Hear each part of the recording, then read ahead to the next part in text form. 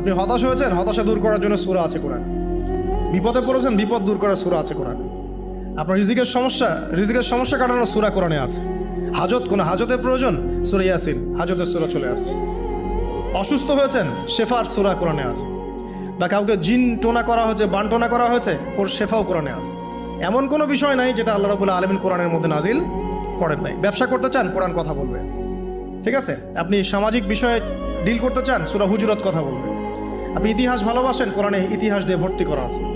আপনি কাব্য ভালোবাসেন, কবিতা পড়তে ভালোবাসেন, কোরআনের মধ্যে কবিতা দিয়েও ভর্তি আছে। আর রহমান আল্লামাল কোরআন খালাকাল ইনসান, এখানে ছন্দ আছে না? প্রত্যেকটা ছন্দ। ওয়ান নাজমি ইযা হাওয়া মা দাল্লা সাহিবুকুম ওয়া মা গাওয়া ওয়া মা ইয়ানতিকু আনিল হাওয়া, ছন্দ আছে না? আপনি উপন্যাস ভালোবাসেন, কোরআনে অনেক উপন্যাস আছে। যা চান তাই পাবেন। এক কথায় আপনি আল্লাহকে পাবেন কোরআনের মধ্য দিয়ে।